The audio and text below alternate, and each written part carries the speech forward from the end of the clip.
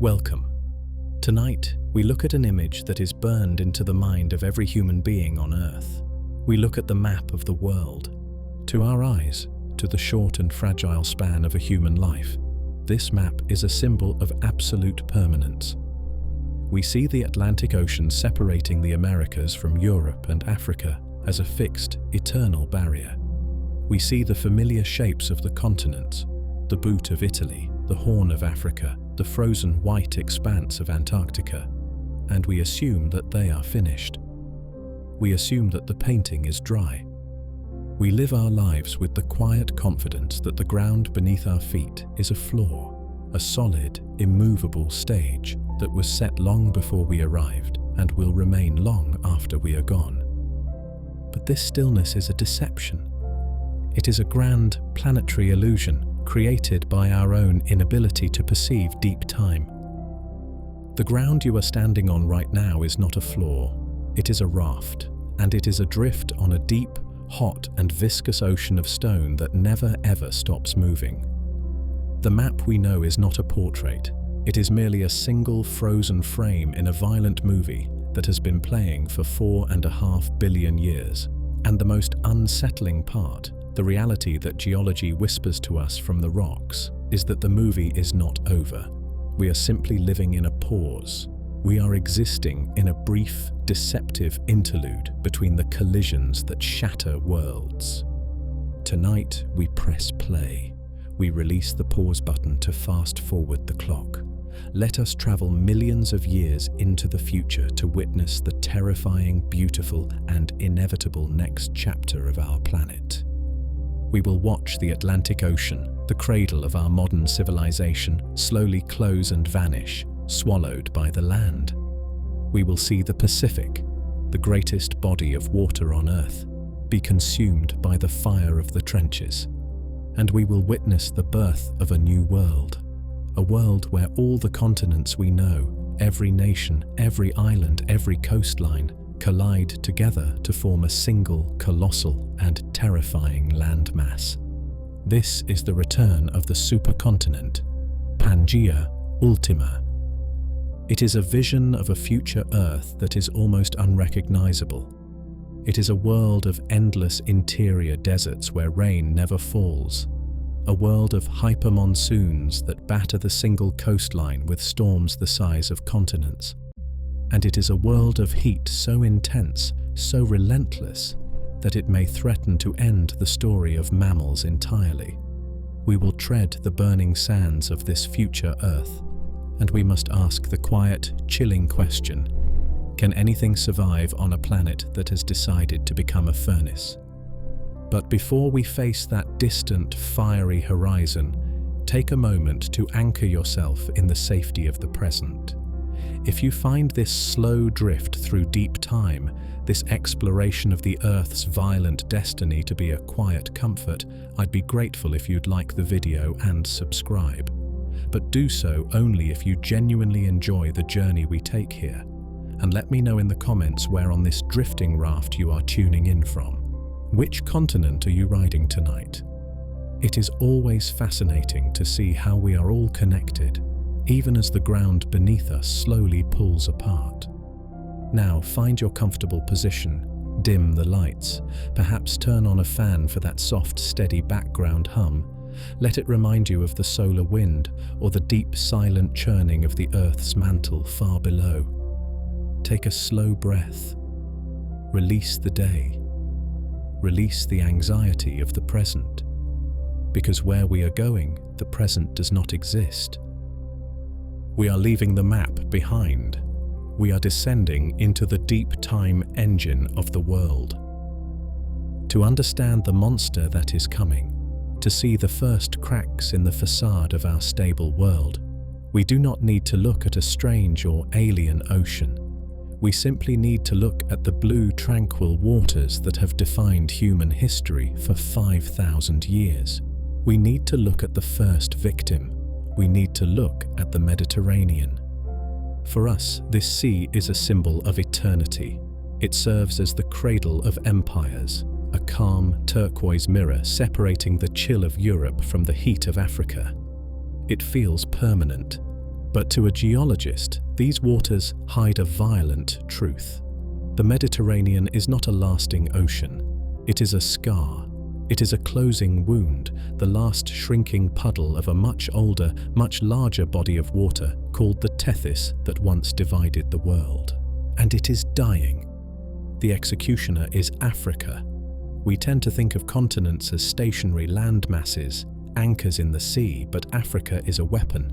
Acting as a continent-sized hammer, it swings northward with a slow, relentless and crushing momentum. Rotating counterclockwise, the great landmass drives itself directly into the soft underbelly of Europe. This collision has unfolded in slow motion for millions of years. The Alps, those jagged white peaks defining the European skyline, are merely the crumple zone of this crash. They are the seabed of the ancient Tethys Ocean, buckled and thrust 5 kilometers into the sky by the sheer force of Africa's advance. But the crash is not over. The hammer is still moving. In the near future, and in geological time, near means a few million years, the gap will close. The Strait of Gibraltar, that narrow 14-kilometer neck of water separating Spain from Morocco, remains the only lifeline the Mediterranean possesses. It acts as an umbilical cord. A thirsty sea, the Mediterranean loses more water to the hot sun than its rivers, the Nile, the Rhone, the Po, can ever replace. Survival relies entirely on the cold, rushing influx of the Atlantic Ocean, pouring through the gates of Hercules. But Africa is pushing north, and soon that gate will shut.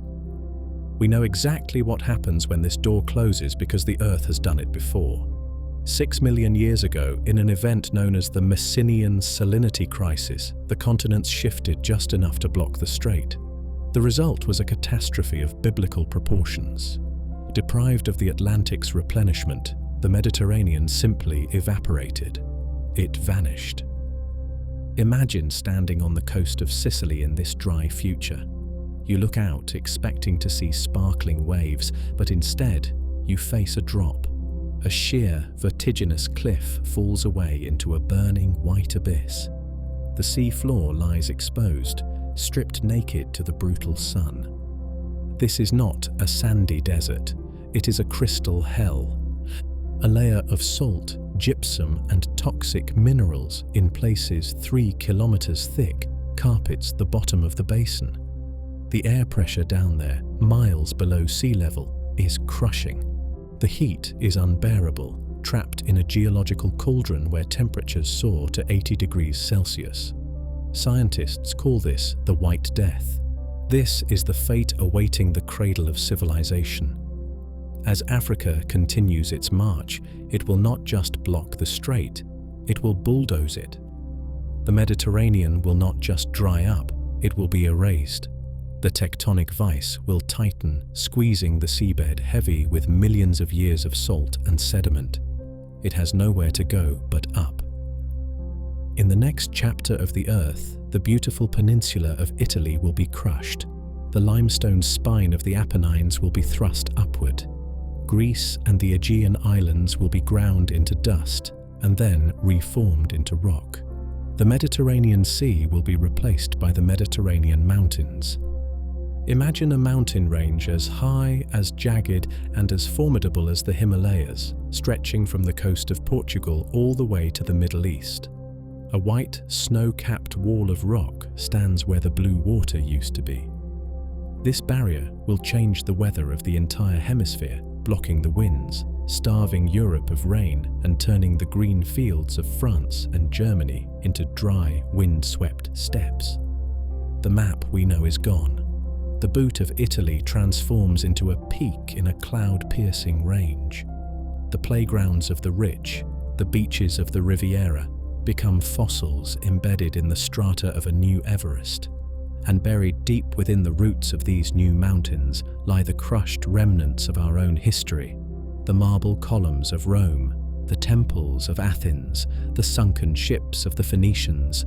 They are all there, but they are no longer monuments. They have been compressed, heated, and fused into a layer of metamorphic rock. They are merely a thin, strange streak of mineral in the geology of the future. This is the first stroke of the new Pangea, the closure of the internal seas, the welding together of the old world. Africa and Europe become a single, seamless entity, a Eurafrica, locked together in a stony embrace. But while the north is fusing together in a violent collision, the south is tearing itself apart. To see the next step in the dismemberment of the map, we must leave the freezing heights of the new mountains and travel to the blistering heat of the desert. We must go to the place where a new ocean is trying to be born. While the Mediterranean is being crushed out of existence in the north, in the heart of the ancient world, something else is happening. A new wound is opening. To see the violence of the tectonic engine in action, today we must travel to the one place on Earth where the ground is literally ripping apart to create something new.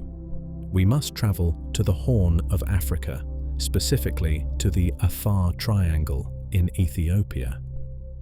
This is a landscape that looks less like Earth and more like the surface of Io, the volcanic moon of Jupiter. It is a brutal, sun-scorched expanse of black lava flows, blinding white salt pans, and sulfur-yellow acid springs.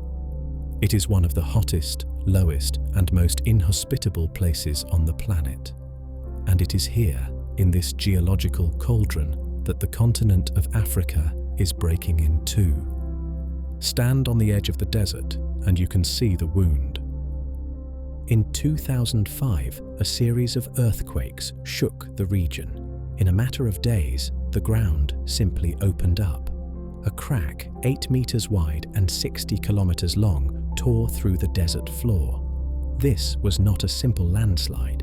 It was a rupture in the tectonic armor. It was the birth cry of a new ocean.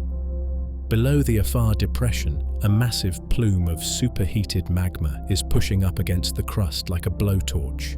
It is thinning the rock, melting it, stretching it until it snaps. The Arabian plate is peeling away from the African plate. The land is dropping. In some places, it is already hundreds of meters below sea level. Currently, a rim of volcanic highlands holds back the waters of the Red Sea. But that dam is temporary. The rock is fracturing. In a million years, perhaps sooner, the ridge will fail. The Red Sea will pour into the depression, not as a river, but as a deluge. The salt pans will dissolve. The volcanoes will become islands. And the Horn of Africa, Somalia, Ethiopia, Kenya, Tanzania, will cast off its moorings. It will become a new island continent, the Somali Plate, sailing eastward into the Indian Ocean. It will leave behind a new narrow sea, a baby ocean that will look exactly like the Atlantic did 200 million years ago when Pangaea first broke apart. This rifting is the proof that the map is fluid. It proves that the cycle is real. But while the birth of a small ocean is a violent, dramatic event, the death of a giant one is a tragedy on a planetary scale. On the other side of the world, the greatest single feature on the face of the planet, an ocean covering an entire hemisphere, is under attack. The fire is eating the water, and the Pacific Ocean, the master of the world, has begun to die. If the Mediterranean is a scar, the Pacific is a world unto itself. It is the single largest feature on our planet, a body of water so vast that it covers more surface area than all the continents combined. If you were to look at the Earth from space, centered over the Pacific, you would see almost no land, just a deep, endless hemisphere of blue. To the sailor crossing its equator, it feels infinite. It feels invulnerable. But this sense of infinity is the grandest illusion of all. The Pacific is dying. This colossus is not growing, it is being eaten alive. Unlike the Atlantic, which is a young ocean still spreading and pushing the Americas and Europe apart, the Pacific is old. It is the last ragged remnant of the ancient Panthalassa, the super ocean that once surrounded the first Pangaea, and its death warrant is written in a circle of violence that rims its entire coastline, the Ring of Fire. We often hear this name in the context of volcanoes and earthquakes, but in the deep time perspective of a supercontinent cycle, the Ring of Fire is something far more sinister. It is a mouth. It is a subduction zone, a place where the ocean floor, heavy and cold after millions of years of existence, sinks beneath the lighter continental crusts of Asia and the Americas. Imagine the sea floor not as a static basin, but as a slow-moving conveyor belt. New crust is born in the center, but at the edges it is destroyed. The Pacific Plate is diving. It is sliding inexorably into the hot, viscous mantle, melting away into the fiery depths from which it came. This process is silent, hidden beneath kilometers of dark water, but its result is mathematically certain. The ocean is shrinking. Every year, the Pacific narrows by a few centimeters, roughly the speed at which your fingernails grow. A few centimeters sounds negligible, but multiply that by 1,000,000 years, then 10 million, then 100 million. The math becomes terrifying. The greatest ocean on Earth is closing like a slow, heavy door. As the Pacific retreats, the lands on either side are pulled together. The Americas are drifting west. Asia is drifting east. But the most dramatic actor in this collision, the rogue element that will shatter the map of the modern world, is Australia. Currently, Australia sits in a splendid isolation, a lonely lifeboat in the southern hemisphere. But it is the fastest moving continent on Earth. Driven by the vigorous engine of the mantle beneath it, Australia is sprinting northward at a rate of nearly 7 centimeters a year. It is a continental missile aimed directly at the chaotic archipelago of Southeast Asia.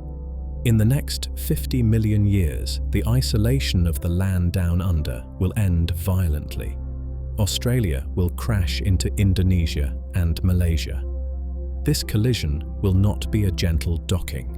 It will be a wreck.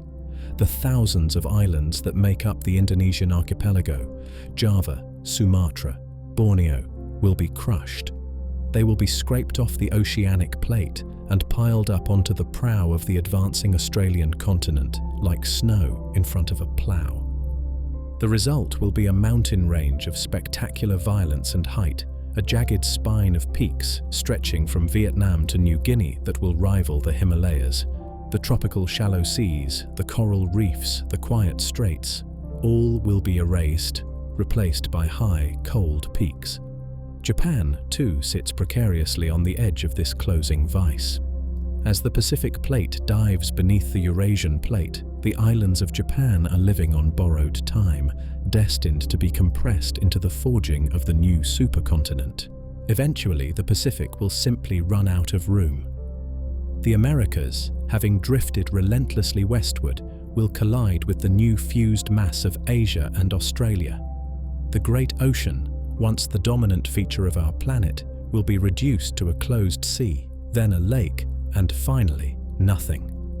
The Ring of Fire, once a loop of trenches, will become a suture, a scar of twisted rock running through the heart of the New World, marking the grave of the greatest ocean that ever existed. But before the water vanishes completely, before the continents slam shut, we must witness the fate of the jewels that float upon it. Because the closing of the Pacific is not just the end of water, it is the end of paradise. Scattered across the vast, dying blue expanse of the Pacific are thousands of specks of green. Hawaii, Tahiti, the Galapagos, Fiji. To us, these islands are paradise, but to the Earth, they are dreams. They are volcanic accidents, born from plumes of magma punching through the sea floor, isolated by thousands of miles of water. Because of this isolation, they are laboratories. They are biological arcs where life has evolved in strange, beautiful, and fragile ways found nowhere else in the universe. The honey creepers of Hawaii, the giant tortoises of the Galapagos, the flightless rails of the South Pacific. They exist only because they are alone. But in the formation of a supercontinent, isolation is the first thing to be destroyed. As the Pacific plate is consumed, these islands are doomed. They are hitchhikers on a conveyor belt that is heading straight for the incinerator. They are not part of the stable continents. They cannot fold or buckle to form high mountains. They are small, fragile piles of volcanic basalt sitting on top of the doom-bound ocean crust. Take the Hawaiian archipelago. Currently, it is riding the Pacific plate northwestward towards the coast of Russia and Japan. As the ocean narrows, these islands will be carried into the subduction zones. When they reach the trench, the deep, dark throat where the ocean floor dives into the mantle, they will not survive. They will be accreted. This is a gentle geological term for a violent process. As the plate descends, the islands will be sheared off. They will be scraped against the edge of the continent like soft clay against a cheese grater. The lush forests, the beaches, the unique animals, all will be pulverized. The volcanic rock will be smashed, ground into dust, and smeared onto the coast of the new supercontinent as a chaotic mixture of mud and basalt. Or perhaps worse, they will be dragged down, pulled into the deep, crushing darkness of the mantle to be melted back into the liquid rock from which they were born. The tragedy of the lost islands is not just geological, it is biological. When these islands are destroyed, millions of years of unique evolutionary history will be erased in an instant. The libraries of life will burn. There will be no escape for the flightless birds or the slow tortoises. They will simply vanish as their ground is fed into the furnace. This is the price of unity. The assembly of a supercontinent is an act of purification. It sweeps the oceans clean. It destroys the outliers. It erases the unique and the isolated, replacing the diversity of a scattered world with the monotony of a single massive landmass. With the islands gone, scraped off the map or melted into the deep, the ocean is now empty. The buffer is gone. The stage is cleared for the final deafening impacts. The Pacific is dead. The islands are dust. And now, the Atlantic begins to close behind them. The trap is finally shutting. We have watched the Pacific die. We have seen the birth of a new rift in Africa. But to truly understand the sheer terrifying scale of the coming supercontinent, we must turn our eyes to the most familiar ocean of the modern world. We must witness the betrayal of the Atlantic. Today, this ocean is the symbol of separation. It is the widening gap between the old world and the new. Every year, the Mid-Atlantic Ridge, that jagged spine of underwater volcanoes running from the Arctic to the Antarctic, births new crust. It pushes New York an inch further away from London. It pushes Brazil an inch further away from Angola. To us, this feels like an eternal divorce. A rift that will only grow wider until the Americas are lonely islands in a limitless sea. But in the deep time of geology, growth is merely a phase. It is a temporary inhalation before the inevitable exhale. The engine that drives the Atlantic is running on a timer. The crust that forms at the center of the ocean is born hot and buoyant.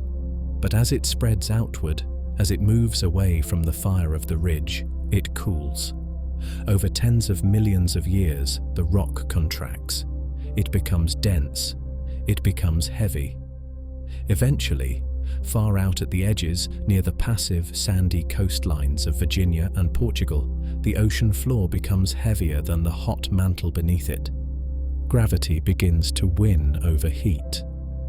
In the future we are visiting, the Atlantic reaches a tipping point. The passive margins, those quiet, sediment-filled continental shelves where we build our beach houses, wake up. The stress becomes too great for the rock to bear. The ocean floor breaks. This is the moment of subduction initiation. Imagine the silence of the deep Atlantic abyss off the coast of the eastern United States being broken by a sound that has not been heard there for 200 million years. The sound of the crust snapping. The heavy, cold floor of the ocean buckles and begins to slide downward, diving beneath the continent. A deep, dark trench begins to unzip along the coast of North America. Another forms off the coast of Europe. The spreading stops. The swallowing begins. The Atlantic reverses its course. The great ocean that once defined the geography of the modern world transforms into a shrinking river. The mid-Atlantic ridge, once a creator, is choked off. The volcanoes die. The heat fades. Now the continents are no longer drifting apart. They are being dragged back together. The Americas, having finished their collision with the ruins of the Pacific in the west, are pulled relentlessly eastward. They are returning to the motherland. They are crashing back into the waiting arms of Africa and Europe. This is not a swift process. It is a slow-motion tightening of a planetary vice. It takes tens of millions of years, but the result is mathematically certain. The gap closes. The water is squeezed out. The vast distance between New York and Morocco shrinks from thousands of miles to hundreds, then to tens.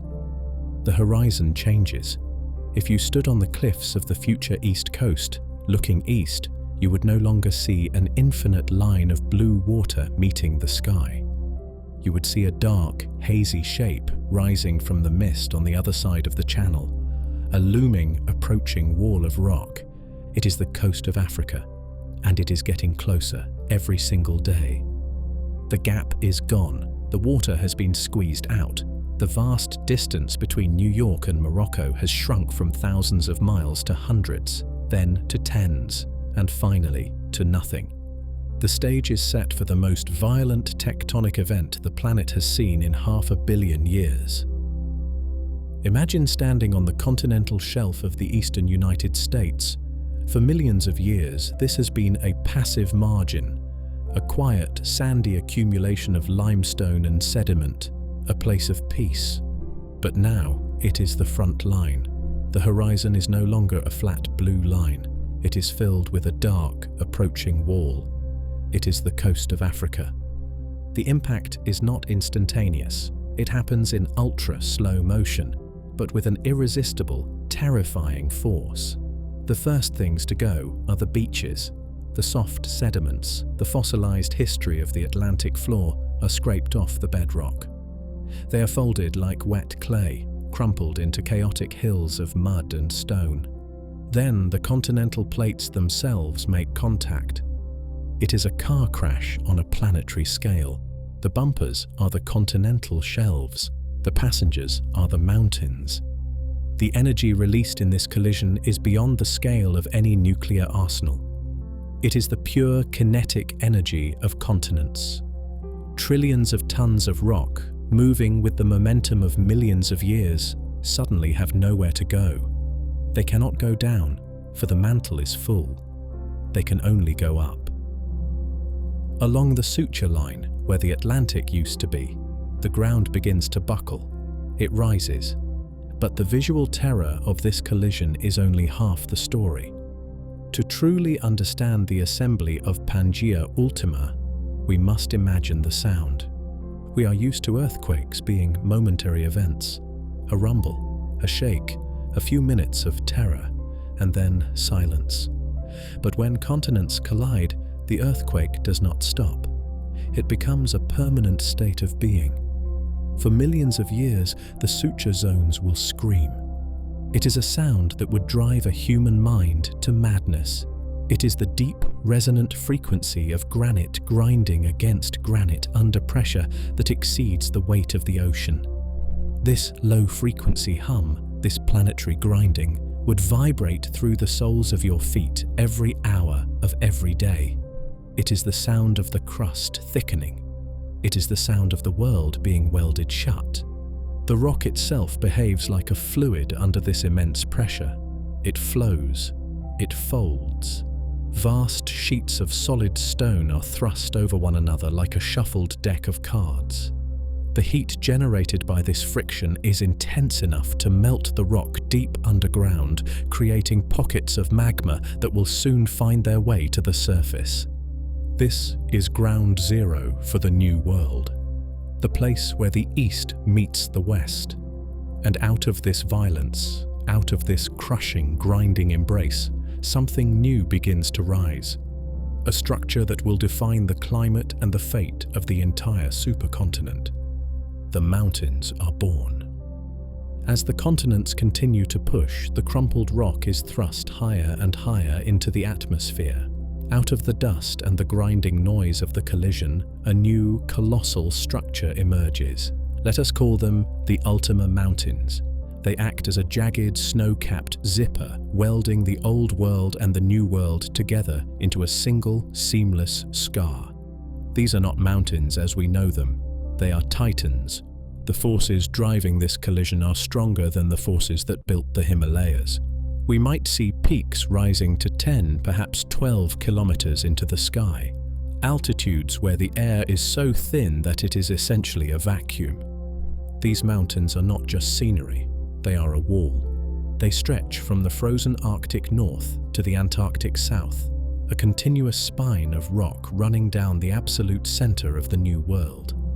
This wall is high enough to physically block the jet streams. It disrupts the flow of the atmosphere. The moist winds blowing from the shrinking oceans hit this barrier and drop all their rain on the coastal slopes. Behind the wall, in the vast interior of the continent, the rain simply stops. The mountains cast a rain shadow that stretches for thousands of miles, turning the lands behind them into instant, bone-dry deserts. But there is a deeper, quieter tragedy hidden within these peaks. The roots of these mountains are built from the wreckage of our world. The continental shelves that were crushed to form them were once the homes of our greatest civilizations. The ruins of Washington, D.C., the streets of New York, the ports of Casablanca and Dakar, they are all there. They have been crushed together, fused by heat and pressure into a layer of metamorphic rock deep in the belly of the new range. Our history has become the foundation of the future's geography. The steel of our skyscrapers has oxidized into veins of iron ore. The concrete of our cities has returned to the limestone from which it was made. We are the fossilized strata of the mountain. But the violence of the collision does not just build upward, it also breaks downward. The crust, under this immense, unyielding stress, begins to crack deep down. It fractures, opening pathways to the molten interior that has been waiting for millions of years to escape. The mountains are finished, but now they begin to bleed. The assembly of a supercontinent is a volcanic event. As the crust buckles and cracks under the immense pressure of the collision, deep fissures open up. They bleed magma not from a single cone, but from long, jagged wounds in the earth. These are flood basalts. Imagine curtains of fire stretching for hundreds of kilometers along the base of the new mountains. The lava does not just flow, it floods. It covers thousands of square miles in a thick, black, steaming blanket of molten rock. It transforms the valleys into lakes of fire. But the most immediate danger is not the lava. It is the sky. The smoke from these eruptions creates a paradox. Before the heat of Pangea Ultima sets in, there is a freeze, a volcanic winter. The ash blots out the sun, turning the day into a twilight of grey snow. This ash is heavy, it is sharp, it is glass. It coats the leaves of the surviving plants, clogging their pores, suffocating the forests. It falls on the oceans, changing the chemistry of the water, turning it acidic. Sulfur dioxide pumped into the stratosphere reflects the sunlight back into space. For a few thousand years, a blink of an eye in geological time, but an eternity for the creatures living through it, the forming supercontinent is gripped by a sudden violent chill. It is the fever shiver of the planet. But the cold is temporary. The volcanoes are also pumping out something else, carbon dioxide. And unlike the ash which settles, the CO2 stays. It accumulates, it builds a blanket in the sky. When the volcanic winter clears, the sun returns with a vengeance. The greenhouse trap is set, the ice on the new mountains begins to melt, and the world begins to heat up. We have now arrived at the full reality of the supercontinent. The mountains are high, the oceans are one, the volcanoes are smoking, and the map is finished. Look at it now. There are no continents anymore. There is only the continent, a single immense landmass that covers a third of the planet. We must now step back and look at this new world from above. We must trace the coastline of the monolith. The smoke clears, the volcanic winter fades, and as the atmosphere stabilizes, the sun reveals the finished architecture of the future. If we were to look down from space, hovering in a silent, geostationary orbit, the Earth would look alien. The blue marble, we know, defined by its delicate balance of scattered green continents and intervening oceans, is gone. In its place is a planet of extreme, terrifying asymmetry. One side of the globe is entirely water, a single, unbroken and terrifyingly deep superocean, Pangaea II, covering nearly 2/3 of the planet's surface. It is a hemispheric void where a storm can travel for weeks, gathering energy over 20,000 kilometers of open water without ever touching land. It is a lonely, violent, and darker blue than any ocean we have ever known. On the other side sits the monolith. There are no continents anymore. There are no borders.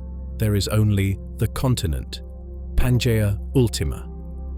It does not look like the old Pangaea of the dinosaurs, which was a vast C-shaped curve wrapped relatively evenly around the equator. This new supercontinent is often modeled by geologists as a ring, a massive, jagged donut of rock. The Americas have fused with Africa and Europe to form the high, mountainous western rim. Asia and Australia have swung down, crushing Indonesia between them, to form the eastern flank.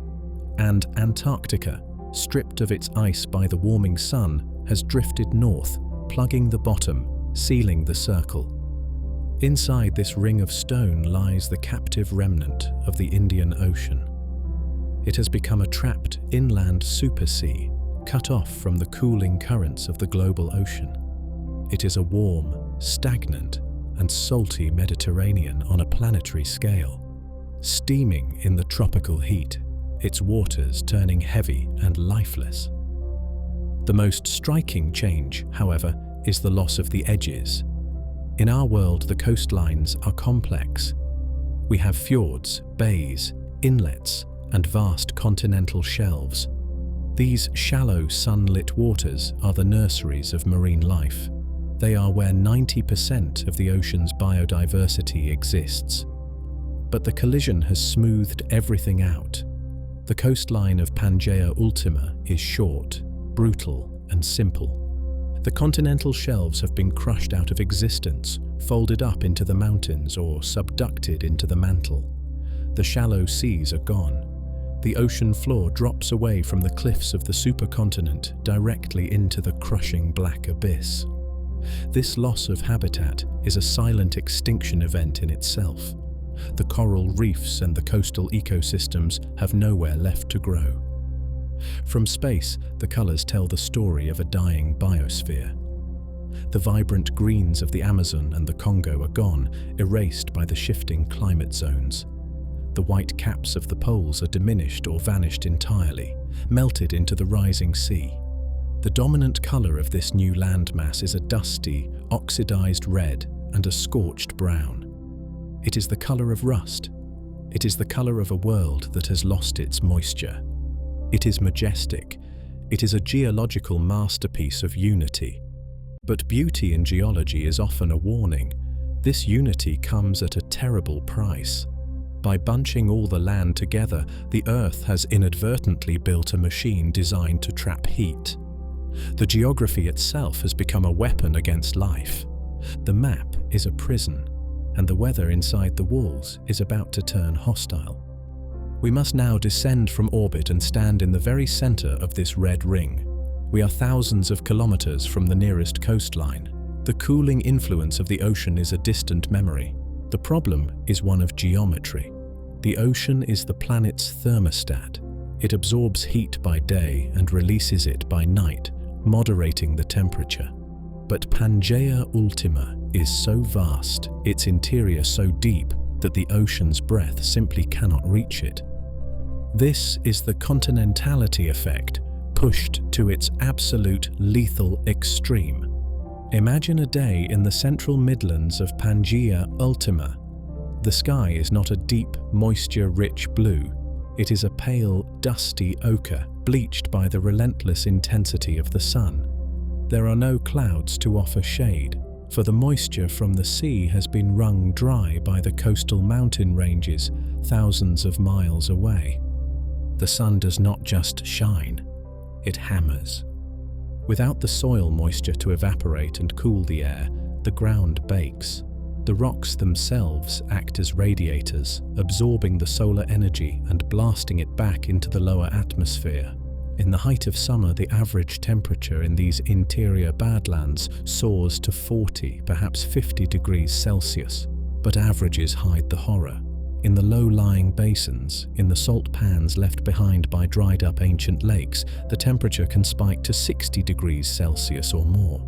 It is a heat that challenges the chemistry of life. Proteins begin to denature, water evaporates instantly, and the night offers no relief. In a desert, the heat usually escapes into space once the sun sets. But here, the atmosphere is thick with the carbon dioxide pumped out by the collision volcanoes and the aging, brightening sun. The heat is trapped. The nights remain suffocatingly hot, hovering in the 30s. It is a planetary fever that never breaks. This vast central region is the red zone. It is a desert the size of North America and Eurasia combined, a lifeless expanse of shifting dunes, cracked clay, and silence. It is a place where the wind brings no rain, only dust. But if the center is a dead zone of silence, the coast is a zone of violence. The extreme heat of the interior creates a massive low-pressure vacuum. As the hot air rises from the burning center, it sucks in the cooler, moist air from the super ocean. This engine drives weather systems of terrifying power. We know them as monsoons, but on Pangaea Ultima, they become hypermonsoons.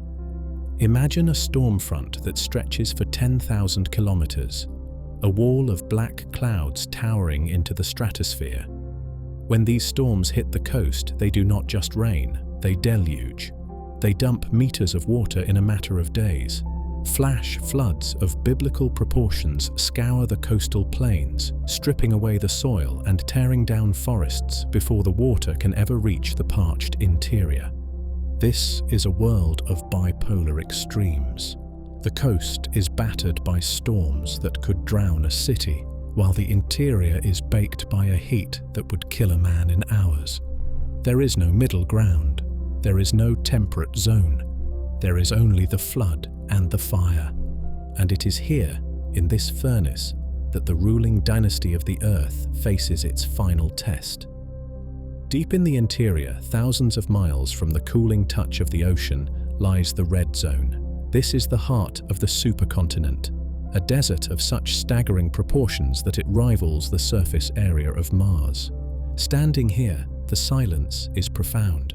It is not the peaceful silence of a library or a sleeping forest.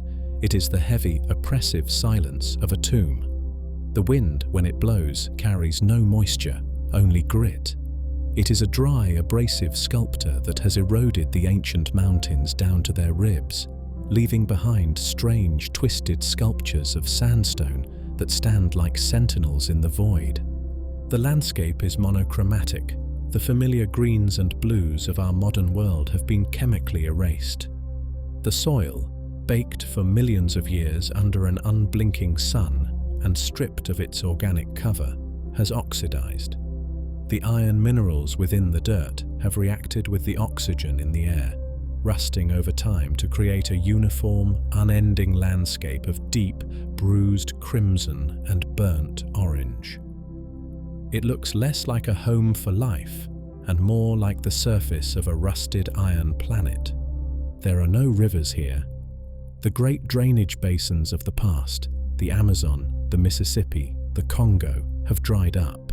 In their place, they have left behind vast, shimmering salt pans that stretch to the curvature of the earth. These are the ghost lakes, blindingly white scars on the red earth where water once flowed millions of years ago.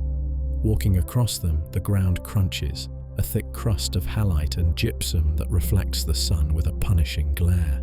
Life here has been pushed to the absolute breaking point. The surface temperature of the rocks at noon is high enough to cook protein.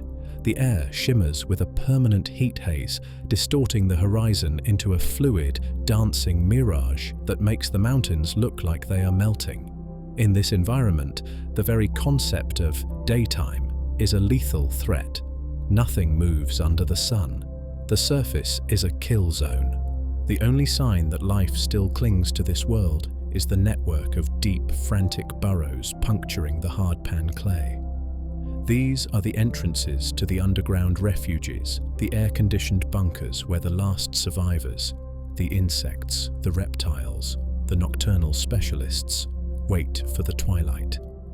This is a world of static death, a place where time seems to have stopped, frozen in a perpetual baking noon.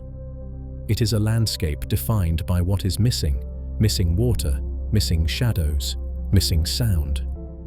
But if the red zone is defined by its stillness, the edge of the continent is defined by a violence that defies modern meteorology. As we travel outward, leaving the rusted interior and approaching the coast, the sky changes. The pale ochre haze gives way to a bruised, towering wall of black. The physics of a supercontinent creates a weather engine of terrifying efficiency.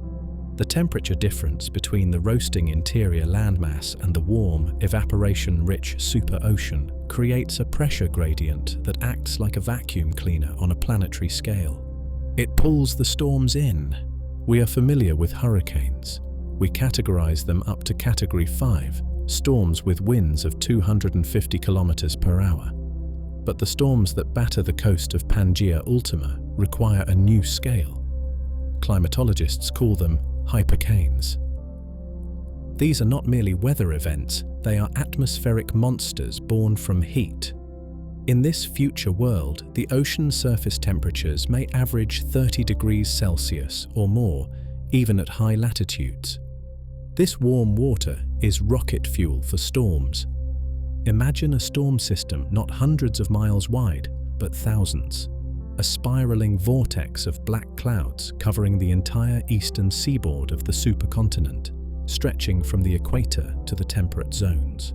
From space, it looks like a white galaxy swirling against the dark ocean. On the ground, it is the end of the world.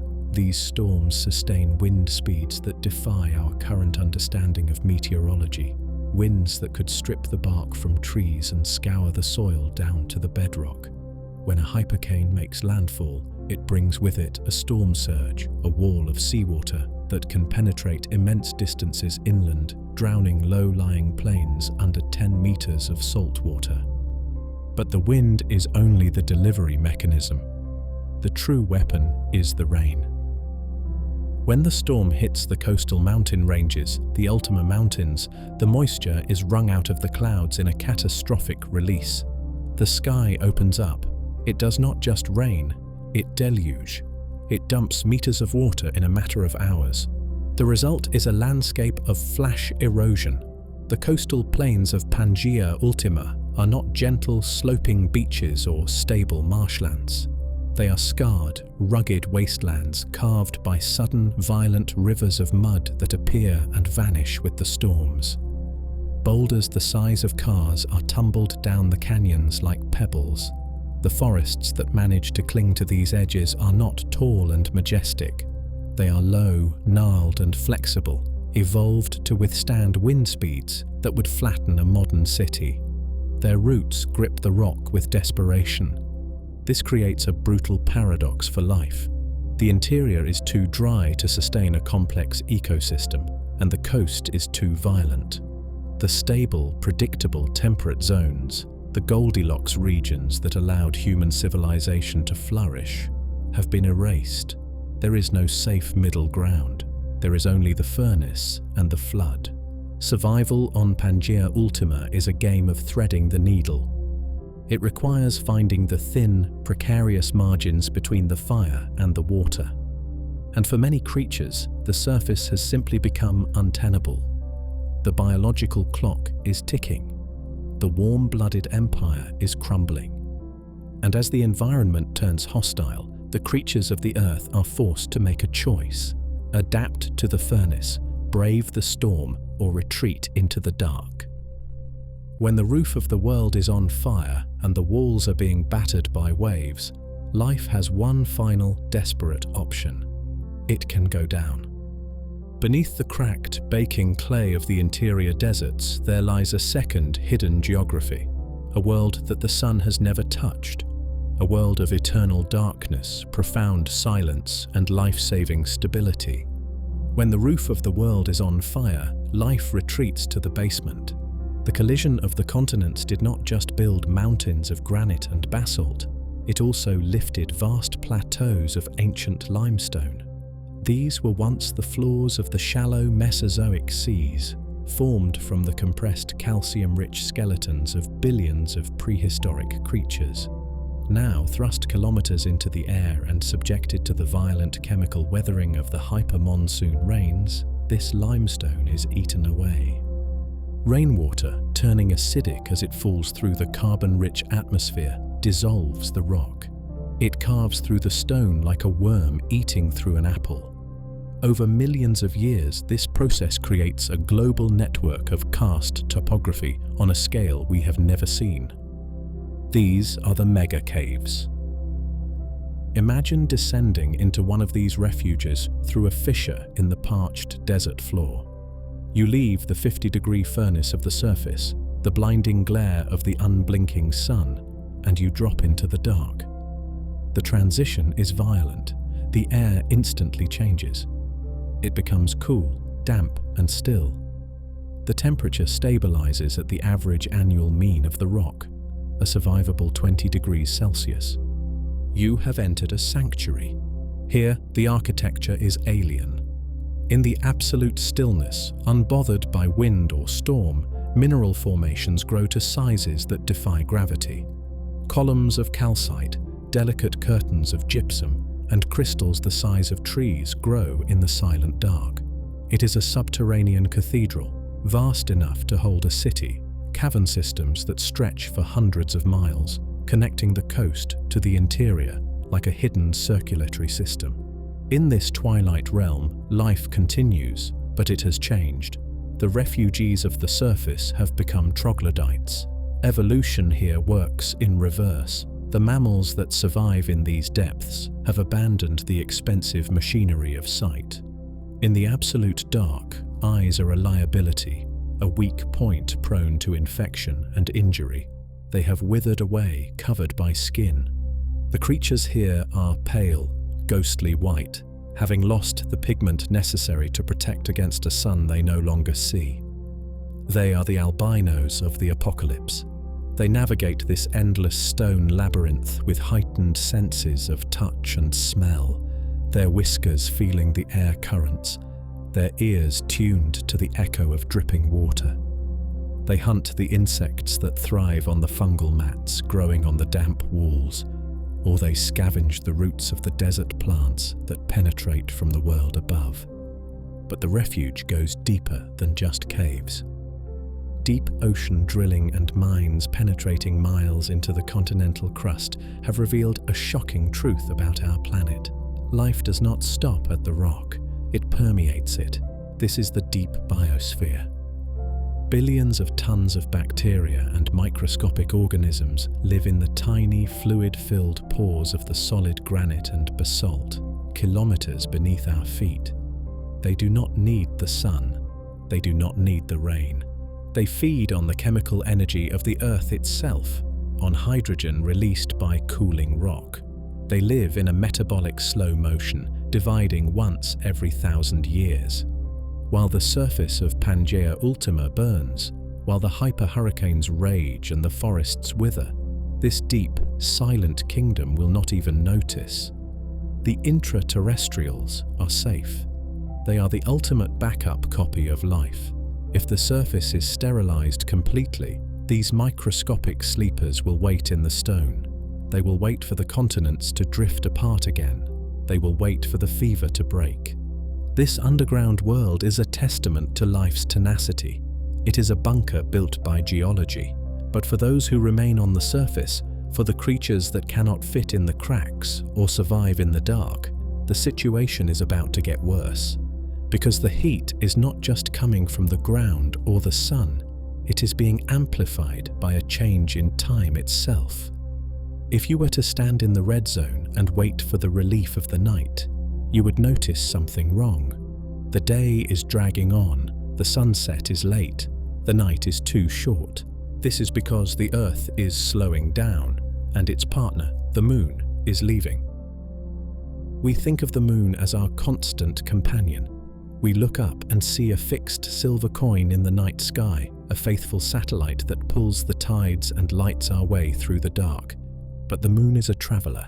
It is slowly, inexorably, and silently drifting away from us. It is a mechanism of cosmic friction. The tides that the Moon raises on our oceans act as a brake on the Earth's rotation. Every time the tide crashes against a continent, energy is lost. The Earth spins a little slower, and in a trade-off governed by the laws of physics, the Moon is pushed a little higher into its orbit. Every year, the Moon moves about 3.8 centimeters further away into the dark. Over the span of a human lifetime, this change is invisible. It is a margin of error. But over 250 million years, the distance grows significant. By the time Pangea Ultima forms, the Moon will be thousands of kilometers further away than it is tonight. To the naked eye of a future observer standing in the red zone, it will appear smaller. It will be dimmer, a less imposing presence in the night sky, its light too weak to fully banish the shadows. And as it retreats, its grip on the Earth weakens. The great tides that once scoured the coastlines, the rhythmic pulse that cleansed the estuaries and mixed the oceans, will be fainter. The ocean of Panthalassa will be more stagnant, its circulation sluggish. The lunar pulse that marine life has relied on for billions of years to trigger spawning and migration will be a ghost of its former self. But the Moon's retreat has another consequence, one that strikes at the very biological rhythm of every living thing on the supercontinent. As the Moon moves away and acts as a brake on the planet, the Earth's rotation slows down. The day gets longer. In the time of the dinosaurs, a day was only about 23 hours long. Today, it is 24. But on the future Earth of Pangea Ultima, the day has stretched. It has expanded to 25, perhaps 26 hours.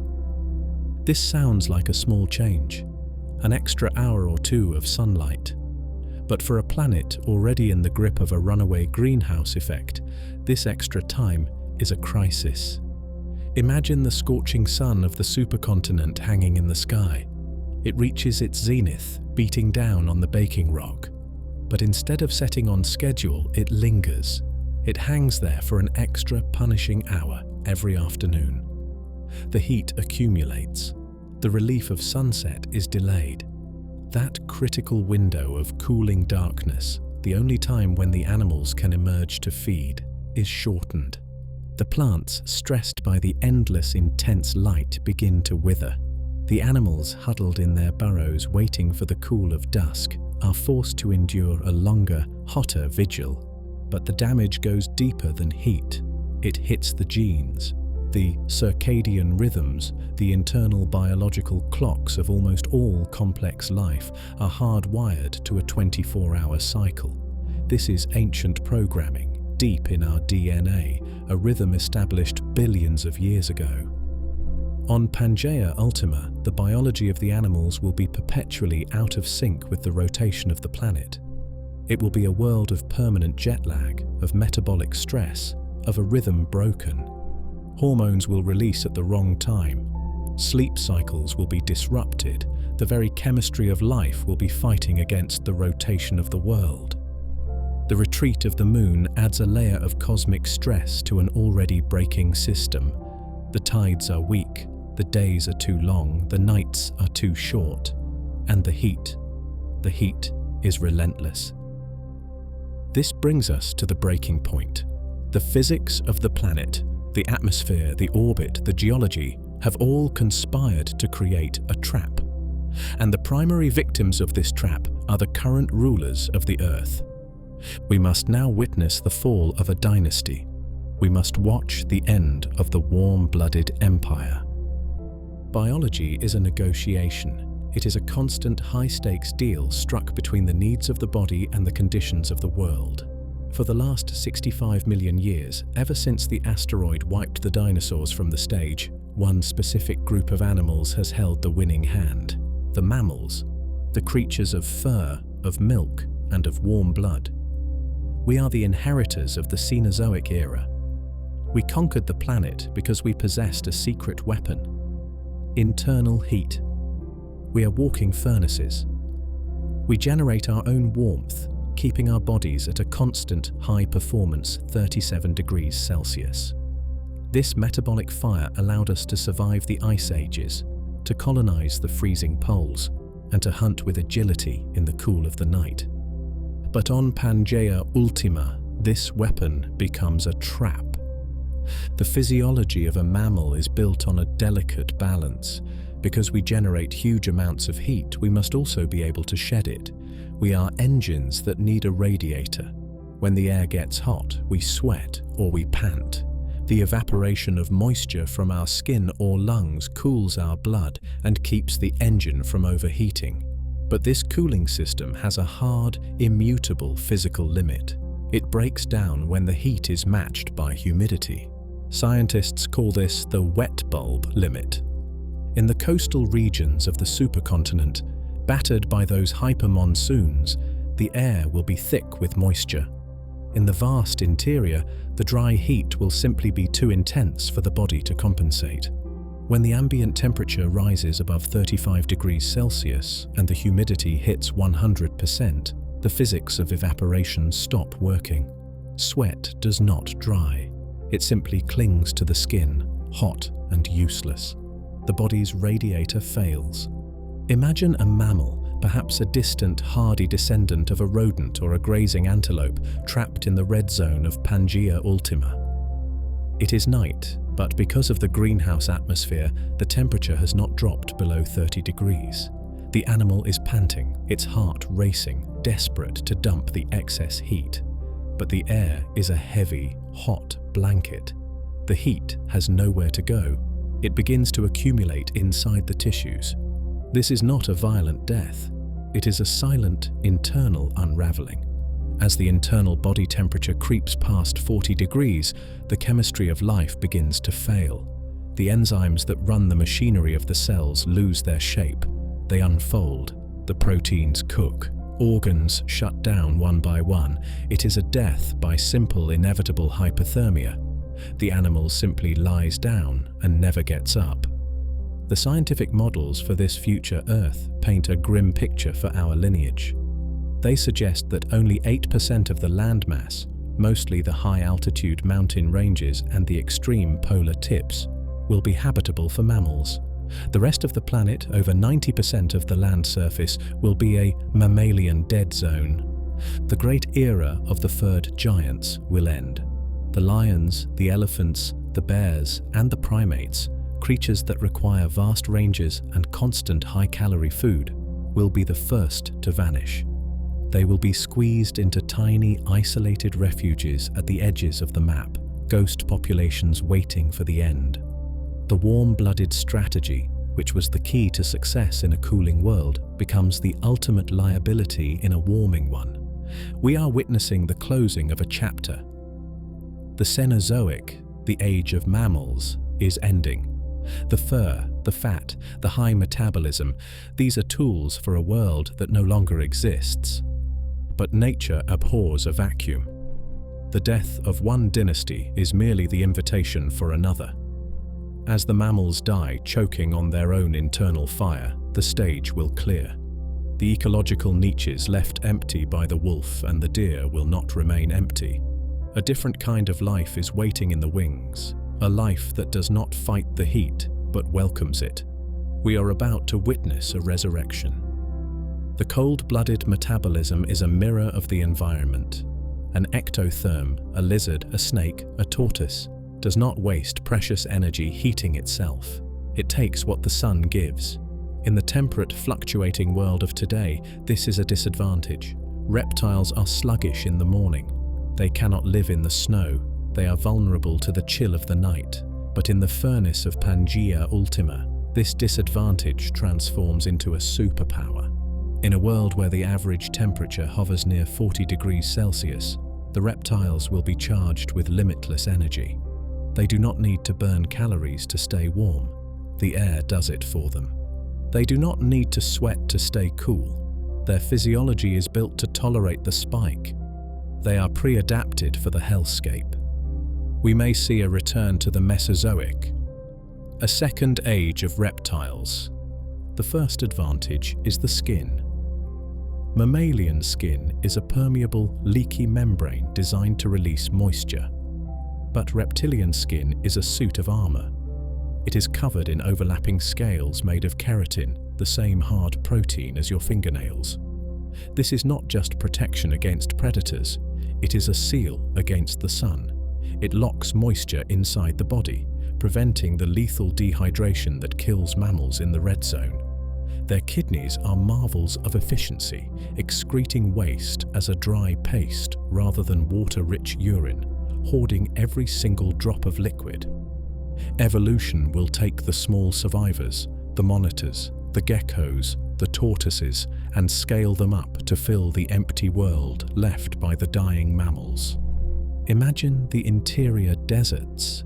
In the shimmering heat haze of noon, where no furred animal could stand for 10 minutes, we might see the return of the giant tortoise. But these will not be the gentle island giants of the Galapagos. They will be desert tanks, creatures the size of small cars, their high-domed shells acting as mobile shade structures and thermal buffers. They will be capable of migrating across the endless dunes for weeks without a drink, carrying their own water reserves in vast internal bladders. And the predators will change. The ancestors of the crocodiles, currently confined to the water's edge, might return to the land. This has happened before in Earth's history, and Pangea Ultima offers the perfect stage for it to happen again. We could see the evolution of land crocs.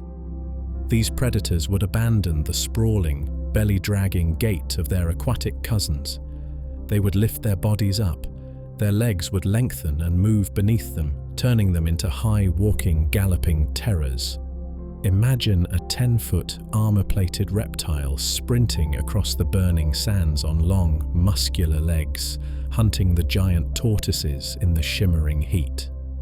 They would be the new lions of the supercontinent, but lions that do not need to drink, lions that are armored against the sun. This new ecosystem will be slower, perhaps, more patient. A reptile does not need to eat every day like a wolf or a human.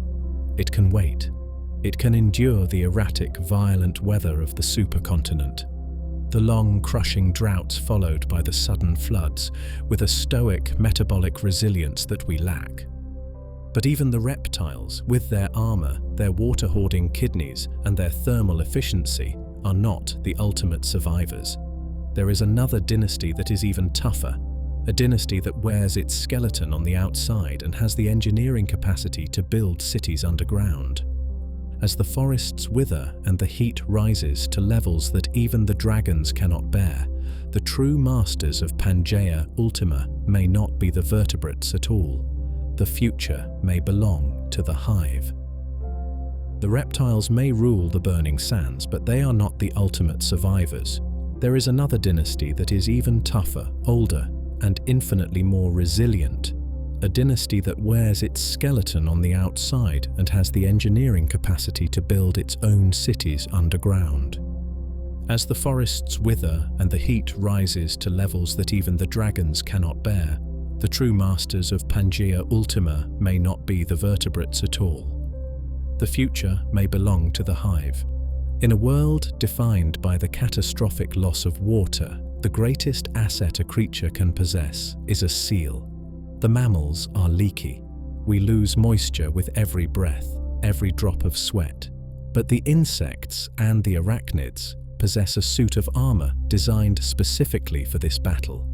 Their exoskeleton is made of chitin, coated in a waxy waterproof layer of cuticulin that is almost impermeable. It is a sealed biological spacesuit. It allows them to move through the furnace without losing a single molecule of precious fluid to the dry air. On the baked plains of the interior, where the air is dry enough to mummify a carcass in hours, the arthropods will thrive. Ecological history teaches us that when the dominant vertebrates fall, the invertebrates rise. We might see a resurgence of gigantism, fueled by the vacant ecological niches. Imagine scorpions the size of small dogs, their armored bodies impervious to the noon sun, hunting the lizards that dare to venture out. Imagine beetles with shells as thick and hard as iron, processing the dry, thorny scrub that no other animal can digest. But the true power of this empire lies not in the individual monster, but in the social machine. The solitary animal is vulnerable. It must hunt, sleep, and regulate its own body temperature. But the colony is immortal. The termites and the ants have already solved the problem of the heat. They are the master architects of the natural world, and on Pangea Ultima, their skills will be pushed to a monumental scale. In the red zone, we will likely see the rise of cathedral termites on a scale we have never witnessed. These insects do not just dig holes, they build machines. They construct vast, towering structures of mud and saliva that can rise 10, perhaps 20 feet into the shimmering air. These mounds are not random piles of dirt. They are sophisticated, passive air conditioning units. The shape of the mound, often oriented precisely north to south like the magnetic termites of today, harnesses the wind and the heat differentials to circulate cool air deep into the subterranean chambers. It is a masterpiece of fluid dynamics. As the wind blows over the top of the spire, it sucks stale, hot air out of the mound, drawing fresh, cooler air in through vents at the base. It is a breathing building. While the surface temperature screams at 50 degrees, baking the clay into ceramic hardness, the queen, deep in the cool, dark heart of the mound, sits at a comfortable, stable 25 degrees. She is safe. The colony farms its own fungus gardens in the dark, recycles its own water, and waits out the droughts that last for decades. They are a self-contained biosphere. These termite mounds may become the dominant feature of the landscape. Vast fields of mud skyscrapers stretching to the horizon, millions of them, looking like the ruins of a forgotten human metropolis. But they are alive. They house a biomass that far outweighs all the reptiles and mammals combined. It is a civilization without consciousness, a city without a name, humming with the quiet, click-clacking industry of six-legged workers. This is the life of the land, a harsh, armored, burrowing existence defined by hard shells and deep tunnels. But Pangea Ultima is not just rock and sand. It is surrounded by water, and the fate of that water is perhaps even more disturbing than the fate of the land. We must now leave the buzzing, dry heat of the insect empire and stand on the coast. We must look out at the single vast super ocean, Panthalassa II, and realize that the blue marble has changed color. We tend to think of the ocean as a self-cleaning machine. In our modern world, the currents, the Gulf Stream, the Antarctic circumpolar current, act as a global conveyor belt. They are the lungs of the deep. They mix the water, dragging oxygen-rich air from the surface down to the deepest trenches, allowing life to breathe even in the abyss. But on a supercontinent Earth, this conveyor belt breaks. with the continents fused into a single massive barrier running from pole to pole. The global circulation currents are blocked, the mixing stops, the ocean stratifies. It becomes a layer cake of death. The top layer, heated by the fierce sun, stays light and warm. The bottom layer, cold and heavy, sinks and stays there. Without the currents to mix them, the deep water loses its contact with the sky. It loses its oxygen. It suffocates. The abyss becomes anoxic. This triggers a terrifying chemical transformation known to geologists as a Canfield ocean. As the oxygen vanishes, the deep ocean is taken over by ancient primitive bacteria that have been hiding in the shadows for 500 million years. These are sulfur-reducing bacteria. They do not live on oxygen. They live on the rot. And as a byproduct of their metabolism, they do not produce carbon dioxide. They produce hydrogen sulfide. This is the smell of rotten eggs. It is a gas that is highly toxic to almost all complex life. Imagine sailing across the super ocean of Pangea Ultima. The water beneath your keel is not the deep, vibrant, transparent indigo of the Pacific we know today. It is dark, still and opaque. In the depths, the water has turned a bruised, sickly purple, coloured by the vast blooms of these sulfur bacteria rising from the bottom to claim the light. The air above the waves carries the faint, stinging stench of sulfur. It is a poisonous miasma that drifts over the coasts, killing the animals that venture too close to the water's edge. The fish are gone. The whales are gone. The krill are gone. The complex, oxygen-hungry food web has collapsed. The ocean has reverted to a slime world. Along the coastlines where the hypermonsoons dump their nutrient-rich floods into the sea, the situation is even more chaotic. The runoff from the land feeds massive algal blooms. They choke the shallows, turning the water into a thick, green, gelatinous soup. When these algae die and rot, they suck the last remaining oxygen from the shallows, creating vast, dead zones that hug the shore. This is a Strangelove ocean, a silent, stagnant, global pond where the only things that thrive are the things we cannot see. It is a reversion to the primal earth, a time before animals, before fins, before eyes. The jellyfish might survive, drifting like ghosts in the purple gloom, pulsating slowly in the toxic soup. But the era of the great marine vertebrates is over. The world is now complete. The land is a desert ruled by insects and reptiles. The ocean is a toxic purple stew. The map has locked into a configuration of death. But even this, the burning continent and the poisoned sea, is not the end of the story. It is just a phase. The Earth has more time, much more time. And as we look further into the deep future, beyond the reign of Pangea Ultima, we see the final, slow unwinding of the planet itself. We must now travel beyond the supercontinent. We must look 1 billion years into the future, to a time when the geography itself begins to freeze. But before we witness the death of the engine, we must pause. We must remember that the future is a game of probabilities.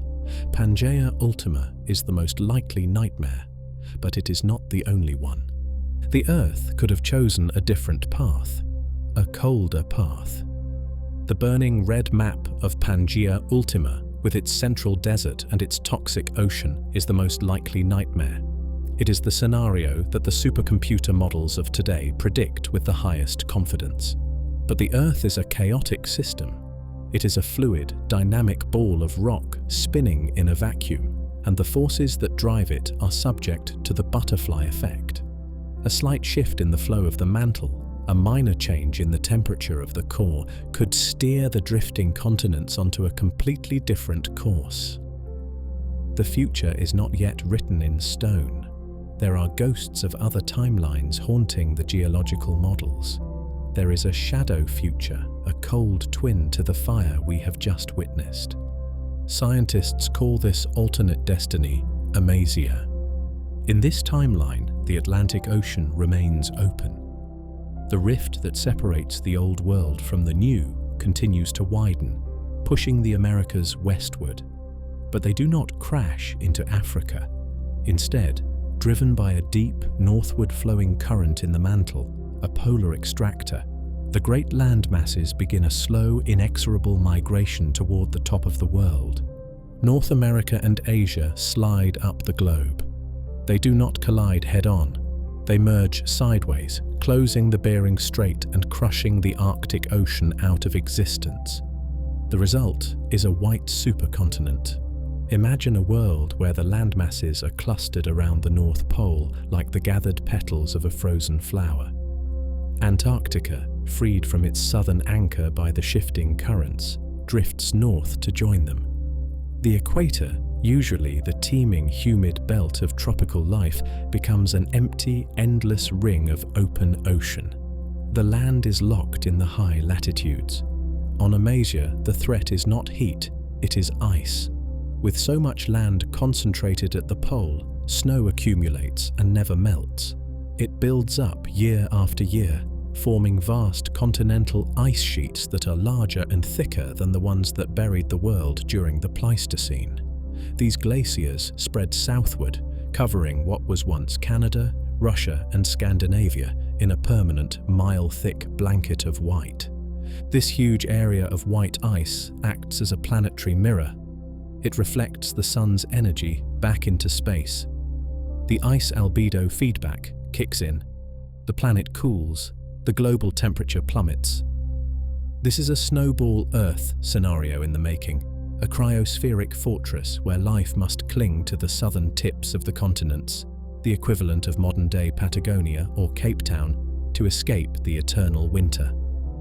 The biodiversity of the tropics is erased, not by fire, but by the absence of land to support it.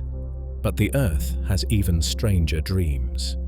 There is a third path, a scenario that turns the geography of the planet inside out. It is called Orica. In this vision, both of the great oceans we know today are doomed.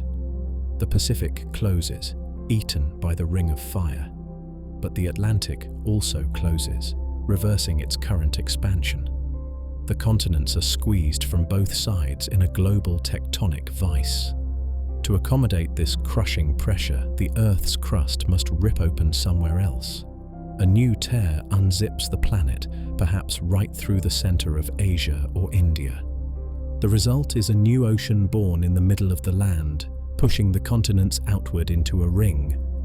Orica would be a supercontinent that encircles the globe, a single continuous belt of land wrapped around the equator, surrounding a new, isolated central sea.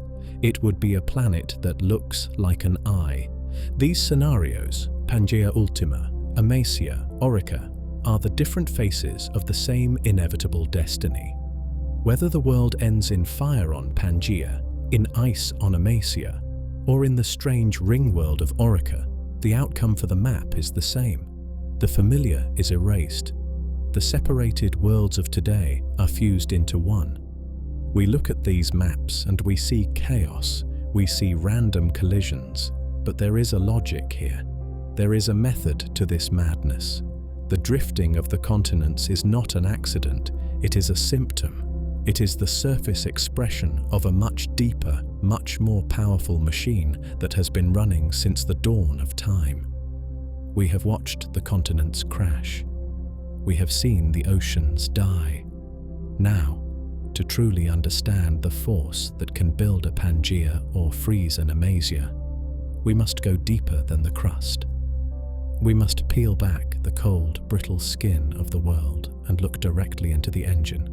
We must descend into the mantle. If we could strip away the oceans and the soil, if we could look through the granite and basalt with X-ray vision, we would see that our planet is not a static ball of stone. It is a machine.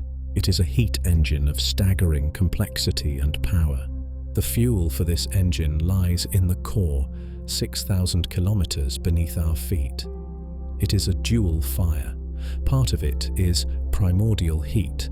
the leftover thermal energy from the violent kinetic birth of the Earth 4.5 billion years ago, trapped and insulated by the thousands of miles of rock above. But the other part is active. It is a nuclear fire. Deep in the mantle, unstable isotopes of uranium, thorium, and potassium are decaying. As they break down, they release tiny, invisible bursts of heat. Billions upon billions of these atomic reactions are happening every second, turning the interior of the Earth into a slow-burning nuclear reactor. This heat is desperate. It radiates outward, seeking the cold equilibrium of space, and in doing so, it moves the rock. We are taught in school that the mantle, that vast, thick layer of rock between the core and the crust, is solid. And in human time, it is. If you were to strike it with a hammer, it would ring like a bell. It would fracture like glass. But in deep time, in the time of the continents, rock is not solid. It is a fluid. Imagine a substance as hard as steel, yet under temperatures of 2000 degrees and crushing pressures, it behaves like thick, hot tar. It flows. This is convection. It is the same principle that moves the wax in a lava lamp, but on a planetary scale. Vast plumes of superheated rock rise slowly from the boundary of the core. They ascend for millions of years, traversing the darkness until they hit the underside of the cold crust. There, they spread out, cool down, become heavy, and sink back into the depths to be heated again. These are the currents of stone. They are silent rivers of rock thousands of kilometers wide, flowing in the dark, and floating on top of these currents like thin, fragile rafts of dry wood on a turbulent river are the tectonic plates. The continents do not move by themselves. They are passengers. When the mantle flows apart, it rips the crust open, creating the rift valleys and the expanding oceans. When the mantle flows together, it drags the continents into collisions, building the mountains. But the engine has another darker mechanism. It is called slab pull. Remember the subduction zones, the trenches where the ocean floor dies. When a cold, dense oceanic plate sinks into the mantle, it does not just fall, it pulls. The weight of that sinking slab, diving hundreds of kilometers down into the fire, drags the rest of the plate behind it. It is like a heavy chain sliding off a table. The weight of the falling end pulls the rest of the chain with it, faster and faster. This is the force that destroys oceans. This is the force that is pulling the Americas towards Africa. This engine is relentless. It does not care about the life on the surface. It does not care about our cities, our borders, or our climate. It obeys only the laws of thermodynamics. As long as the core stays hot, the mantle will flow. As long as the mantle flows, the continents will drift. But the fuel tank is not infinite. The radioactive isotopes are decaying. The primordial heat is bleeding away into space. The Earth is cooling down. We are now approaching the final chapter of the planet's geology. We must look far beyond the era of Pangea Ultima. We must look 1 billion years into the future, to a time when the sun grows too bright and the engine below grows too cold. We are moving towards the age of the solar fire. While the engine beneath our feet is slowly dying, running out of its radioactive fuel and freezing into stillness, the engine above our heads is doing the opposite. It is revving up. We tend to think of the sun as a constant, a steady yellow bulb that has illuminated the Earth with the same intensity since the beginning of time. But stars do not burn evenly. They are evolving, dynamic nuclear reactors. As the sun ages, it burns through its hydrogen fuel, fusing it into helium. As the helium builds up in the core, the star becomes denser and hotter. This forces the fusion reactions to happen faster. The result is a slow, relentless, and accelerating brightening. Every billion years, the sun becomes about 10% more luminous. In the time of Pangea Ultima, the sun will be noticeably brighter and hotter than it is today. This adds a second layer of heat to the supercontinent furnace. But the real danger, the true existential threat, lies in the deep future, 1 billion years from now. This extra solar energy will trigger a runaway chemical reaction on the surface of the Earth. It is a paradox of geology, a cruel twist of planetary chemistry. We usually associate heat with carbon dioxide, with the greenhouse effect. But in the long term, heat destroys carbon dioxide. As the global temperature rises under the brightening sun, the chemical weathering of rocks accelerates. Rainwater, warm and slightly acidic, reacts with the silicate rocks of the mountains. This reaction pulls carbon dioxide out of the atmosphere, binding it to minerals which then wash into the sea, eventually locking the carbon away in limestone on the ocean floor. We usually think of removing CO2 as a good thing, but in the deep future, this process becomes too efficient. The weathering will pull so much carbon out of the sky that the levels will drop below the minimum threshold required for life. Paradoxically, the future Earth will die not from too much carbon dioxide, but from too little. The first victims will be the C3 plants, the trees, the bushes, the wheat, the rice. As CO2 levels crash, photosynthesis becomes impossible. The plants will suffocate, they will starve in the open air. First, the great forests will turn grey and die, then the scrublands, and finally the grasses. The green earth, the emerald jewel we see from space, will turn brown, and with the plants gone, the oxygen factory shuts down. The atmosphere, which has sustained animal life for 600 million years, will lose its breath. The oxygen levels will crash. The animals, the distant descendants of the Pangea survivors, the lizards and the insects, will gasp their last breath. This is the solar betrayal. The star that gave life to the planet will eventually starve it. But before the ultimate end, while the oceans are still liquid and the continents are still seemingly intact, there is another phenomenon that marks the slow drying of the world. It is the legacy of the closed seas. As the heat rises, the smaller bodies of water begin to vanish, leaving behind monuments of pure crystal. As the continents crunch together to form supercontinents, they do not just close the great oceans, they trap the smaller ones. The Red Sea, the Persian Gulf, perhaps even vast severed remnants of the Indian Ocean. These bodies of water find themselves cut off from the global circulation. They become landlocked lakes in the heart of the burning land, sitting directly under the unblinking eye of the equatorial sun. Without the replenishment of the open ocean, without the inflow of fresh rivers which have long since dried up, these seas suffer the same fate as the ancient Mediterranean during the Messinian crisis. They begin to die, they evaporate. But water does not disappear without a trace, it leaves behind a ghost. As the H2O boils away into the hot, thin atmosphere, the minerals dissolved within it, the salt, the gypsum, the potash, are left behind. They precipitate out of the solution. They fall like a heavy chemical snow to the seabed, layer after white layer, century after century. These are the salt giants. Imagine walking into one of these dried up basins 1 billion years from now. You are standing on a plain of pure blinding white that stretches to the curvature of the earth. It is a landscape of absolute sterility. No plant can grow in this brine-soaked crust. No animal can drink the hypersaline sludge that remains in the deepest hollows. It is a chemical desert, a place where the reflection of the sun is intense enough to burn skin in minutes. The ground beneath your boots is not sand. It is hard, crystalline armor. It crunches with the sound of breaking glass.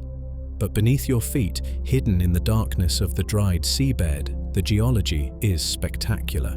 As the salt dries and is buried by dust, it crystallizes. In the deep, hot pockets of these basins, nature builds crystal caves on a planetary scale. Huge, translucent pillars of selenite, some the size of skyscrapers, grow in the silent dark, perfect geometric monuments to a vanished sea. And this salt is not merely a passive rock. In the strange physics of geology, salt is a fluid. Under the immense pressure of the overlying sediment, rock salt behaves like a slow-moving glacier. It flows, it becomes buoyant. Over millions of years, vast domes of salt, diapirs, will push up through the crust, punching through the surface like white, crystalline mountains rising from the desert floor. These salt plains are the tombs of the old oceans. They are the preserved, dried-up memory of the water that once was. But they also serve a final, mechanical function. Salt is weak. It is slippery. In the final, dying movements of the tectonic plates, these massive salt deposits will act as greased tracks. They are a planetary lubricant, allowing the dying continents to slide and shudder one last time before the engine stops completely. The world is now aging. The land is a desert of red dust. The internal seas are plains of blinding white salt. The sun is too hot. The engine below is too cold. The dynamic earth is winding down. We are approaching the final stillness. We must now witness the moment when the heartbeat of the earth finally stops. When the continents freeze in place forever, we witness the death of tectonics. But even the salt giants, the burning sun, and the vanishing plants are not the final word. They are merely symptoms of an aging surface. The true death of the earth does not happen above the ground, it happens below it. We must now look 1 billion years into the future, to the day when the engine finally stops, to the day when the earth becomes a tomb. We tend to assume that the ground will always move. We take it for granted that volcanoes will always erupt, that mountains will always rise, and that the continents will always drift. But a planet is, in its essence, a battery.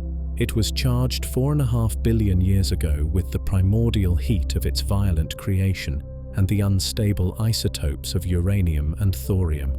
And like any battery, it is slowly, inevitably, and silently draining. Every earthquake, every volcanic plume, every millimeter that a continent drifts is a spending of this finite energy. The Earth is cooling down. The fire that has driven the Wilson cycle for eons is flickering. 1 billion years from now, the mantle, that vast ocean of rock that drives the plates, will become sluggish. The convection currents, those great subterranean rivers of stone that drag the continents across the globe, will slow to a halt. The lava lamp will turn off. The crust, no longer pushed or pulled by the fire below, will seize up. It will fuse into a single, immovable, solid shell. Geologists call this the stagnant lid regime.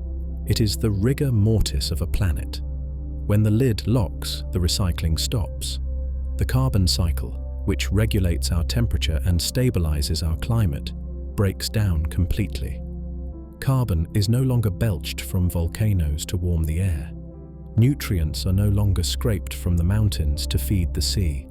The Earth becomes geologically dead, a silent rock orbiting a star. And without the churning of the molten iron core, the magnetic field, the invisible shield that protects us from the solar wind, will flicker and fail. This is the moment the atmosphere begins to bleed. We can look at Mars to see our future. The solar wind, a stream of charged particles traveling at 400 kilometers per second, will slam into the upper atmosphere without resistance. It will strip away the ozone, the oxygen, and the nitrogen, atom by atom, blasting them into the void. The oceans, exposed to the vacuum and the unrelenting heat of the aging sun, will boil away. The water vapor will rise into the upper atmosphere, where it will be ripped apart by ultraviolet radiation, lost to space forever. The Earth will be left as a dry, roasted, rust-colored husk. It will be a silent world. No wind, for there is no atmosphere to move it. No sound of waves, for the oceans are gone. No rumble of earthquakes, for the engine is dead. just the silent, blinding light of a swollen, angry sun beating down on endless fields of grey dust and ancient, eroded rock. It is a stillness that will last for the rest of time. But even in this desolate future, even on this dead, dry and windless rock, there is something left. A trace, a signal buried deep in the strata, hidden from the sun and the solar wind. Because long before the oceans boiled, long before the engine stopped, there was a species here that learned to dig. A species that learned to manipulate the very chemistry of the planet.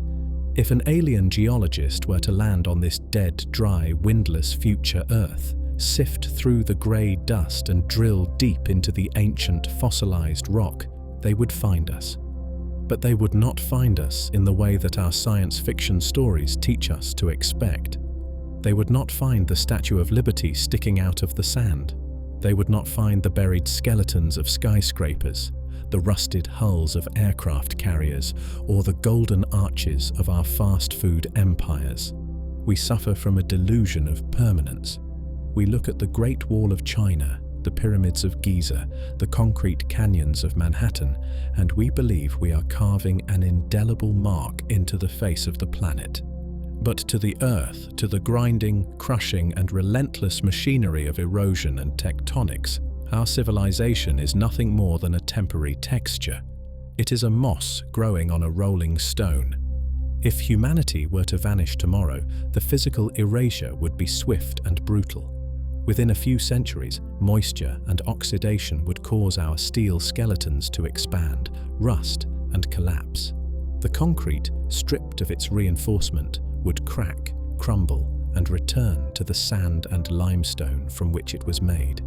Within a few thousand years, the roots of the recovering forests would grind our greatest cities into dust and bury them under layers of soil, and then deep time takes over. Glaciers scour the land down to the bedrock, rising oceans drown the coastlines. Subduction zones swallow the ocean floor and melt it back into magma. So, the future geologist on the dead Earth will not find our machines. Even our bones will likely vanish. The fossil record is not a complete library. It is a shredded book where 99% of the pages are missing.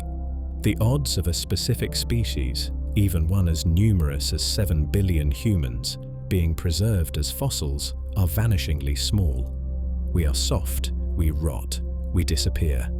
Instead, they will find a signal. They will find a strange, distinct and razor-sharp geological boundary sandwiched between the strata of the Holocene and the chaos of the future.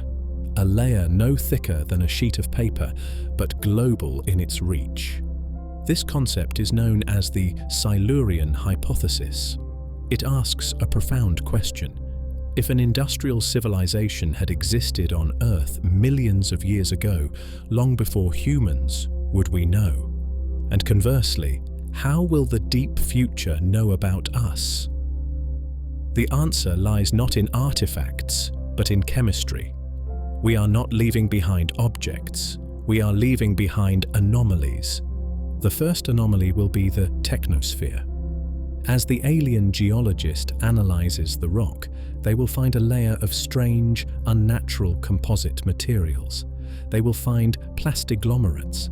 These are a new type of rock born in the Anthropocene, where melted synthetic polymers, our water bottles, our packaging, our microplastics, have fused with basalt, coral and sand. Plastic does not decay in the geological sense. It fragments. It will be compressed into a dark, oily, carbon-rich vein running through the crust, a synthetic stripe in the geology of the world. They will find the forever chemicals, complex synthetic molecules like PCBs and PFAS, substances that nature never invented and cannot easily dismantle. These molecules will persist, trapped in the sediment, a chemical signature of a species that learned to manipulate the molecular bond. But the loudest signal, the one that will scream from the sensors of the future, is the atomic one. In the mid-20th century, we detonated over 2,000 nuclear devices. We covered the planet in a fine, invisible dust of radioactive isotopes. Elements like plutonium-244 and curium do not exist in nature. They are born only in the hearts of exploding stars or inside nuclear reactors. We have painted a layer of these isotopes across the entire surface of the globe. To a geologist a billion years from now, this layer will be a timestamp. It will be a precise, undeniable marker indicating that at this exact moment in deep time, the atom was split. It is the golden spike of our era. And finally, they will see the fever. When they analyze the carbon isotopes in that thin, dark line, they will see a violent, impossible spike. They will see the Suez effect. Carbon comes in different weights. Plants prefer lighter carbon. Fossil fuels, coal, oil, gas, are made of ancient plants, so they are rich in this light carbon. By burning billions of tons of these fuels in a geological microsecond, we are flooding the atmosphere with this specific light isotope. The future geologist will see this ratio shift in the rock. They will see a massive injection of carbon that happened almost instantaneously. They will see that the planet's temperature spiked. They will see that the oceans became acidic, dissolving the shells of plankton. They will see a sudden collapse in biodiversity. They will look at this data and they will construct a story. They will not know our names. They will not know our art, our music, our wars, or our love. They will not know that we looked at the stars and wondered if we were alone. But they will know that something happened here. They will know that for a brief, fiery and intense moment in the vast timeline of the Earth, a high-energy civilization woke up. They will know that a species learned to dig up the stored sunlight of the Carboniferous period and burn it all at once. We will appear to them not as gods or builders, but as a geological event. We will be a catastrophe and a miracle recorded in stone. We are not the masters of the Earth. We are a layer of sediment. We are a boundary event. But there is a strange, humbling comfort in this. We are part of the rock now. We are written into the very geology of the world. Long after the atmosphere is stripped away, long after the oceans boil, long after the sun expands, that thin, radioactive, plastic-laced line will remain. It is a memory that the Earth cannot forget. But our legacy is not just trapped in the rock, it is also floating above it. Even as the Earth dies, even as the wind stops and the dust settles, a silent, glittering ring of artifacts continues to orbit the corpse of the planet. We are not the masters of the Earth. We are a layer of sediment. We are a geological event trapped in the rock. But there is a strange, paradoxical comfort in this. While our footprint on the surface is destined to be erased by the grinding machinery of the planet, our legacy is not entirely confined to the ground. We have done something that no other species in the 4.5 billion year history of the Earth has ever done.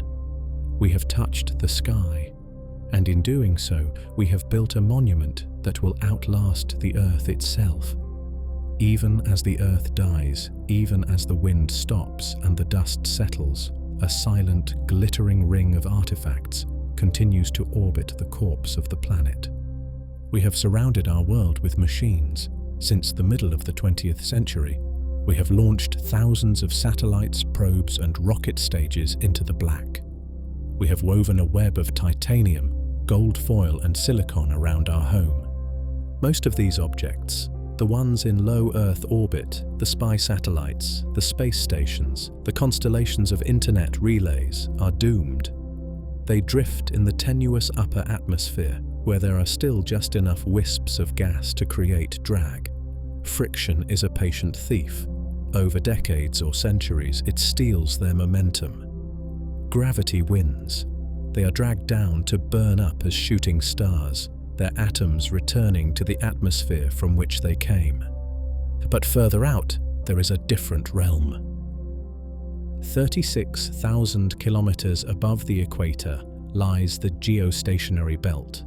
This is a specific, magical altitude where the speed of an orbit perfectly matches the rotation of the Earth. A satellite placed here seems to hover motionless in the sky. Here, there is no air, there is no weather, there is no rust, there is no erosion. The forces that destroy monuments on Earth, the wind, the rain, the roots of plants, the shifting of tectonic plates, do not exist.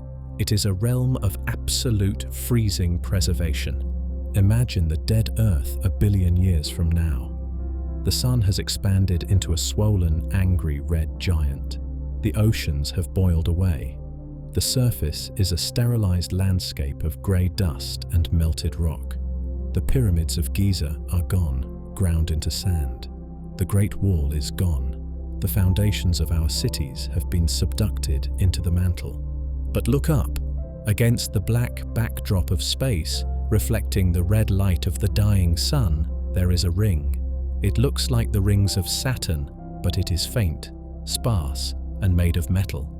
These are the telecommunications satellites of the 21st century, the television relays, the weather sentinels, the grand old machines of our information age. They are dead now. Their batteries failed eons ago. Their computers are frozen. Their solar panels are pitted by the impacts of microscopic dust grains over 1 billion years. But they are still there. They are the silent sentinels. They drift in a permanent, silent dance.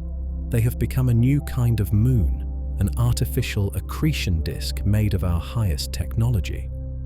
Because there is no drag to bring them down, they will orbit for millions, perhaps billions of years. They will witness the death of the biosphere. They will witness the drying of the oceans. They will witness the final slowing of the tectonic engine. They are the graveyard orbit, but in a sense they are a museum. If an alien traveler were to pass through this solar system in the deep future, long after humanity has vanished or moved on, they would first see the ruined planet. They might scan the dry surface and see nothing but rock. They might conclude that this world was always barren, that life never flourished here. But then their sensors would detect the ring. They would see the geometry of it, the mathematical precision of the orbits. They would find the gold-plated records, the etched silicon chips, the complex antennas pointing towards a silence that no longer broadcasts. And they would know. Without ever touching the surface, without ever digging a fossil, they would know that this rock was once alive. They would know that a species lived here that looked up. They would know that we had hands, that we had math, and that we tried to speak across the void. The satellites are our message in a bottle, cast not into the ocean, but into the river of time. They are the final proof of our existence. The map has changed. The ocean has died. The engine has stopped. The trace has been left in the rock and in the sky. We have traveled from the illusion of the present to the heat of Pangea Ultima, and finally to the silence of the eternal tomb. The journey is complete. The timeline is closed. Now we must return. We must pull back from the edge of the abyss, away from the dead future, and find our way home to the safety, the warmth, and the rhythm of the present night. We have traveled far tonight. We have drifted from the comfortable, static illusion of the present map into the fiery, arid heart of Pangea Ultima.